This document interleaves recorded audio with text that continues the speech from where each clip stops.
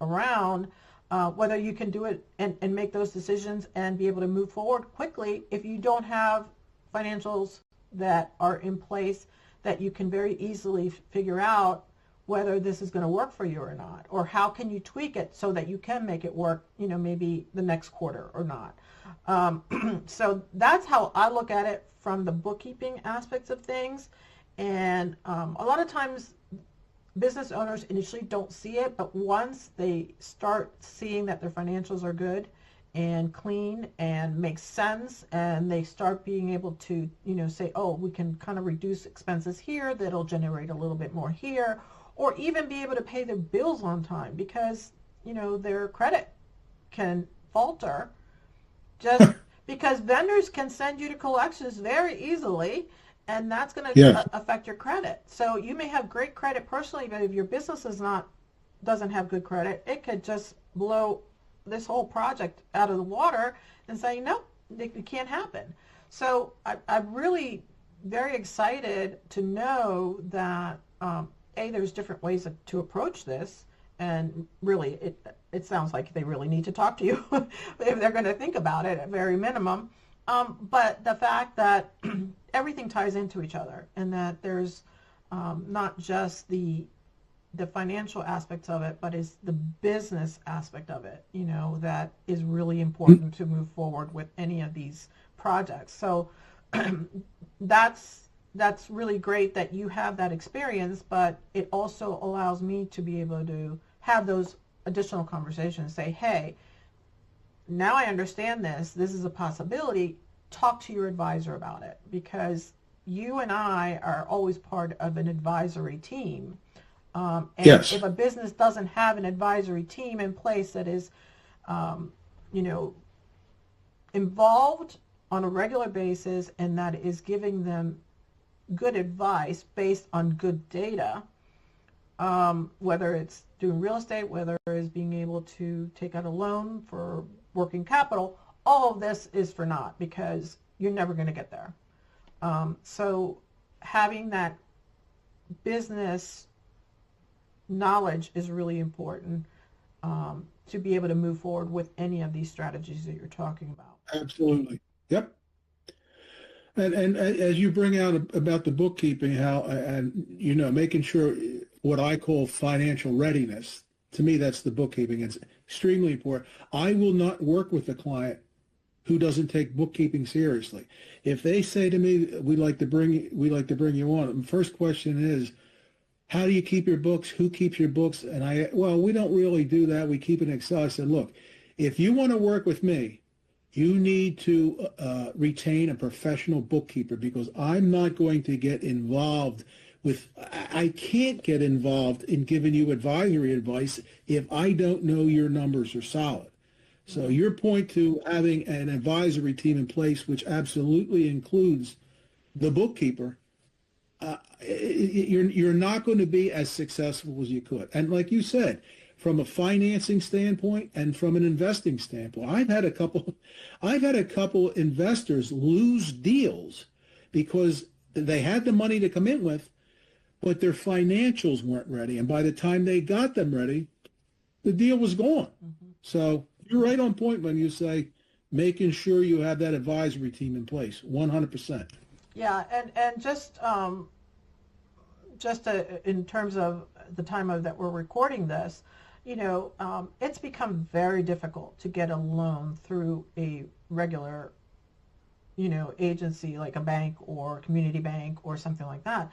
And what I've seen a lot, and this is scary to me, is you have a lot of companies out there. They're not really regulated under the banking industry that are doing these loans, and people don't realize that they hear, oh, it's a no interest loan, blah, blah, blah, and it's really leaning against their receivables. And what happens is they're really charging the interest off the top. So if you're borrowing 100,000, you're only getting 750, and the rest is interest that they take off the top, but you have to pay back the 100,000, and your receivables is your collateral, and you have to pay on a weekly basis on some of these loans. And it's very scary because I've seen a lot of businesses get in trouble because they can't, the minute you default on 1 week, they can pull pull everything from your business. They can lien against your Yep. bank accounts, and you can get into a lot of trouble because then you can't meet payroll, you can't meet it because they have a lien against it. So I get very scared when I start hearing people saying, "Oh, well, I'll just pull from one of those loans and then do this." Yeah. What is your thought on those kind of loans that I'm talking about? Because I'm sure you've seen that a lot too. There is a place for an interest-only loan, but it's a very short-term thing. I don't like those type of loans. I steer my clients away from them. I want to make sure that they're not, because what the situation you described can quickly, very quickly spiral downward. I'm too conservative for something like that. I will not allow my clients to get involved with that. I steer them away from it. And if they do, I'm quick to qualify that this is not something that I'm going to recommend. Yeah, yeah. Well, so you're talking about just interest only. I'm talking about loans that take the interest off the top. So basically, you're borrowing more money than what you're receiving for working capital, and then if they have very tight, definitions of paybacks and all that criteria that they're asking for, and then if you default in 1 week, so if you don't have enough cash in the bank to meet that 1 week auto withdrawal, then they foreclose on your everything. Yeah, it can be a scary situation. So I would not want to be involved with those type of loans. Yeah, and that goes back to the fact that you can fix your credit very well if you have good accounting within your business. Similar to your personal, but you have the control on your personal side. But you can correct both of them by just really honing in on a plan of attack of how you want to approach this. And it sounds like that's part of what you do. You look at their entire picture and say, okay, this is a strategy. Now, how do we build on that strategy? And that might involve talking to their bookkeeper, talking to their attorneys, their insurance agents, things like that. Because I do a lot of those conversations as it relates to their business, their practices, because that's the area that I control. I don't control anything outside of the business.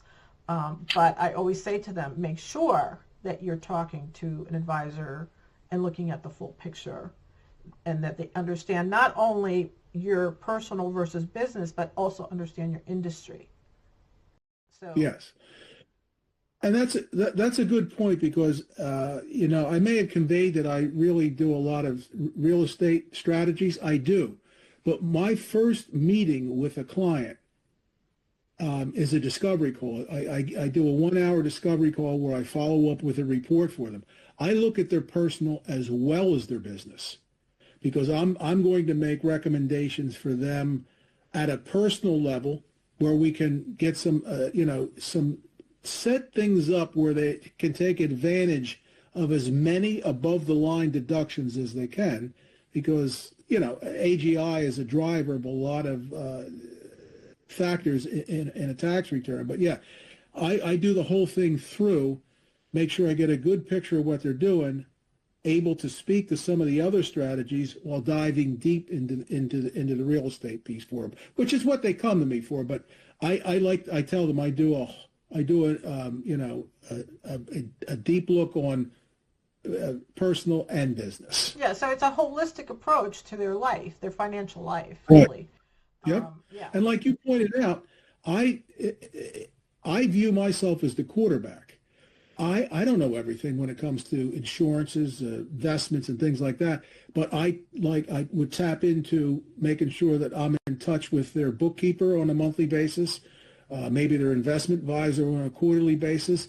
So I quarterback the whole thing, but I'm always in touch with the rest of the advisory team, because, as you mentioned before, that's a key point of success, is making sure all those individuals are working together in unison. Yeah, and one thing that I want to stress too, point out that sometimes you have, what's great about business owners is they have really a unique way of thinking. They see the big picture. They have, great ideas, but then they jump the gun without really consulting how that's going to affect some of the financial strategies, and sometimes even if they don't do it right, it can even hinder some of that process, because if you don't have right situations set up, that can be affected by that decision. So if you jump first without consulting how it affects the entirety and the logistics of everything, that's really a problem that I see. It's great because they're visionaries. I applaud them. I don't know that I mean, I'm a business owner too, but I always say I'm the devil's in the details, and I'm the devil because I'm good about the details, right? And that's what makes a good bookkeeper. But what I love about a lot of the business owners that I work with is they're visionary. They're great at looking forward and really seeing the big picture and what they want to do and those things. It's just, how do we get you there, right? And that's where my strengths comes in. But that leads me into my next question, related to this conversation about real estate as an option for wealth growth. Business entities and structures and things like that. What are the things that they should keep in mind, that maybe give us one or two things that most people do not know as they're preparing to open up their first business or just start to move into another area of business? Give us a couple of tips about that. I mean, what do they need to think about that might affect their tax implications, or make sure that one thing doesn't negate another? Give us a little bit of insight on that part of it. The biggest thing that I tell them right from Jump Street is, when you have a business, you have to separate your business from personal. I see a lot of new investors come to me, and they bought their first property. They have one bank account, and they're running their personal finances along with their business finances through that one bank account.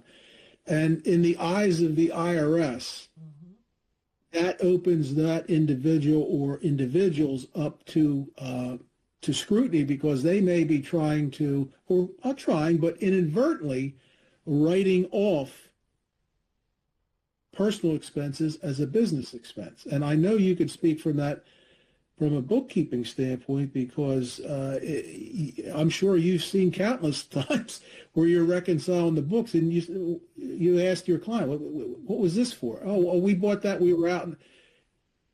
So you definitely have to keep the business and personal separated. Now, speaking from a real estate perspective,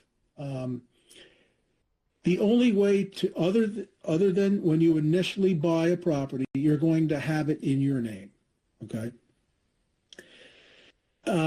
When you have it in your name, you get the financing. It's easier, quicker, and cheaper. So you do it like that.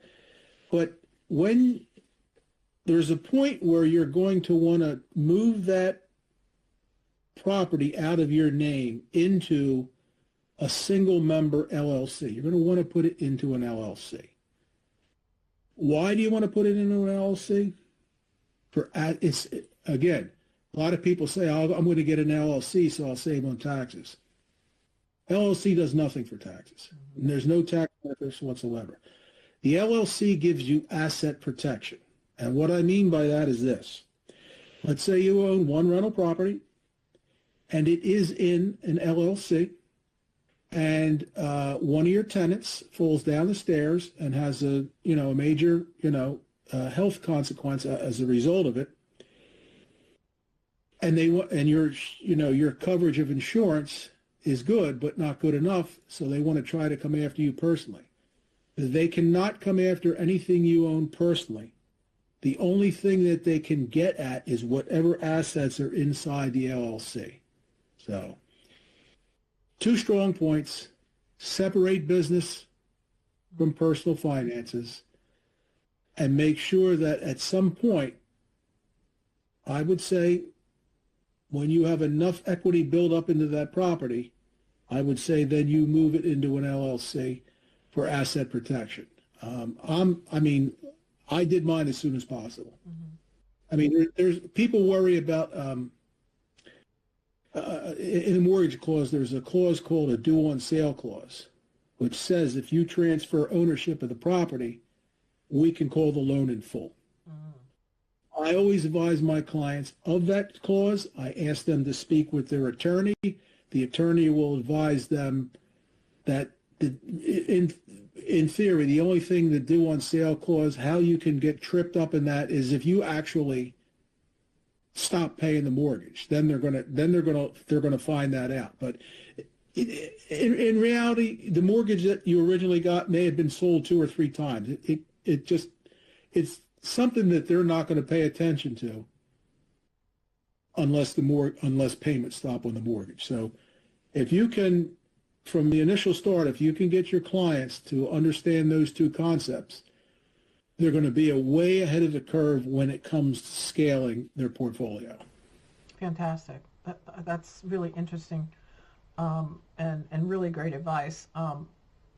So we talked about something about the credit and how that affects the loan, but are there other factors that can affect as they're building their portfolios and going after these loans? Are there things that they should keep in mind and try to make sure that they're doing or not doing that will help them in that movement of cash between one property to the other? Are there specific 1 or 2 things that they need to keep in mind as they're building this portfolio as it relates to how it's going to affect their ability to qualify for loans? If we're strictly dealing with residential real estate, you can only have 10 Fannie Mae Freddie Mac loans in your personal name. So once you hit that, you're not going to be able to get the typical financing. But the other thing that they have to keep in mind is this too. Even before you hit the 10 properties, you got to be aware of where your debt to income ratio is. Mm-hmm. Because if your debt is higher than not higher, but if your debt to income ratio is higher than it normally would be, higher than what the underwriters like to see, you're not going to be able to qualify for that loan.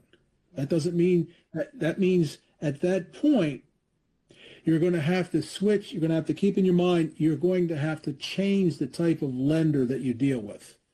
And I'll give you one example that a lot of my real estate investors use. Once they hit the issue of the debt to income ratio, or they've come across that they've done the 10 properties that they can purchase Freddie Mae, Fannie Mac, I always advise them to work with a DSCR loan specialist. Now, what that means is DSCR loan is a debt service cash refi loan. It has nothing to do, they don't look at your W-2 or anything like that. They don't ask for 2 years worth of tax return. It's based on how many times can your property pay the debt after you take your income, your operating expenses, what's left over to pay the debt? What is that ratio? So let me just grab a quick calculator here. If I have a $600 a month mortgage, and after I pay my operating expenses, I have $1,200 in cash. So that $1,200 divided by 600, that means my debt service can be covered twice. In a typical loan like that, the folks that do the DSCR loans like to see that your DSCR ratio is anywhere from 1.2 and above. So they're not worried about what your income is, what your other debt is. It is all based on how does that particular property that you want to purchase, how does that, or how will that perform? If you can show them, and there's where the financials come in, if you can show them this property is going to cover my debt 1.1.5 times, you'll get those loans all day. Now, keep in mind, it's a slightly little riskier loan for these type of investors. So you're going to pay anywhere from a quarter, maybe to a half a point more. It's not a big deal because now you have access to funding for as many properties as you want to get. Yeah, yeah. So, But it's a nice problem to have at that point, though, right? Oh, 100%.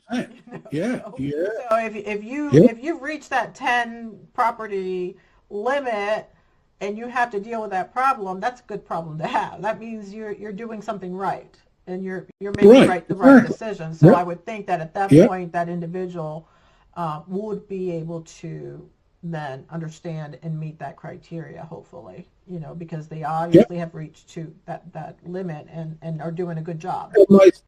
Myself as an advisor, as I begin to see them approach that cliff, I begin to advise them and educate them on these new type of loans that are available to them to help them to continue to grow. Right.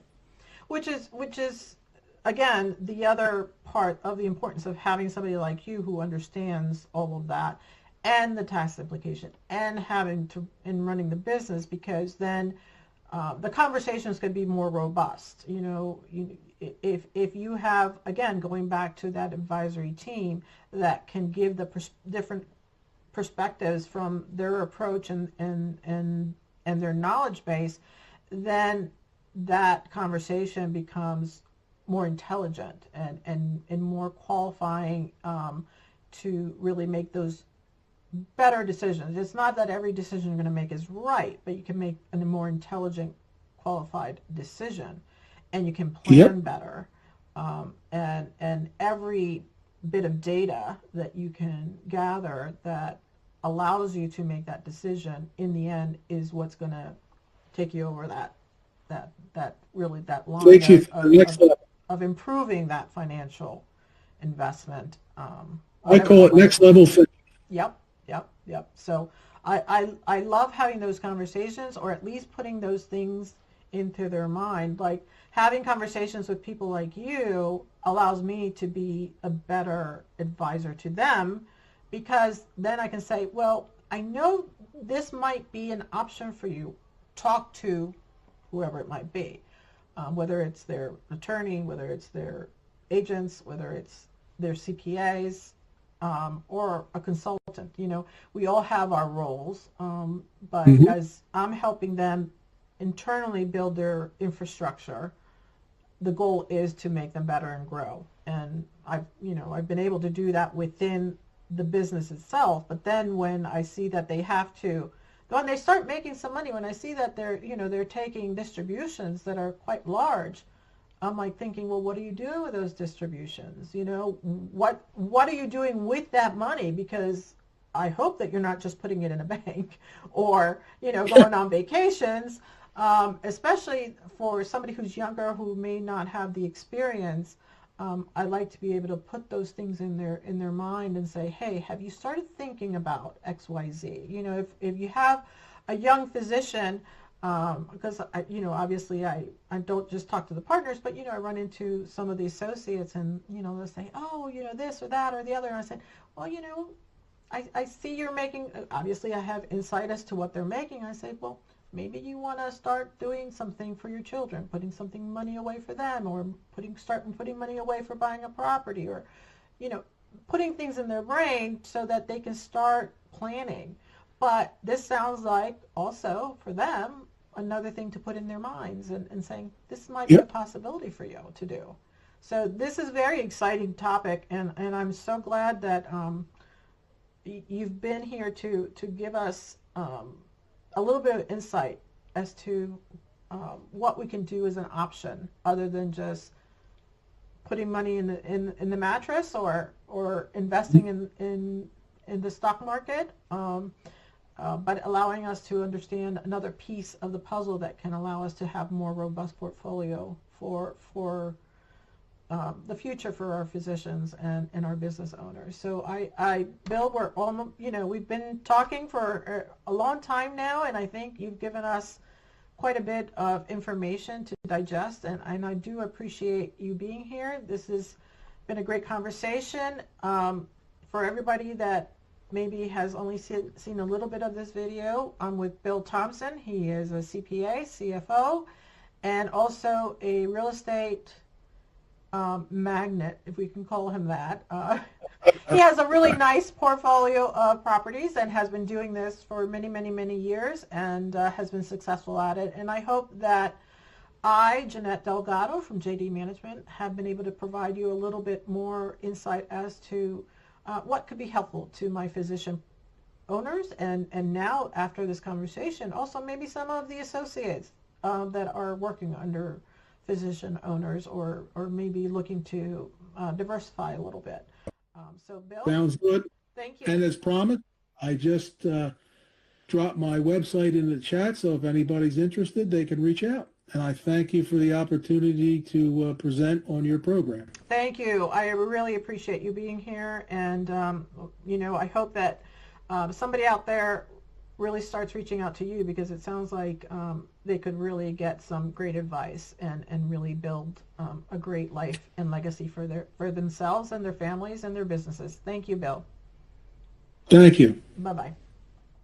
Bye-bye.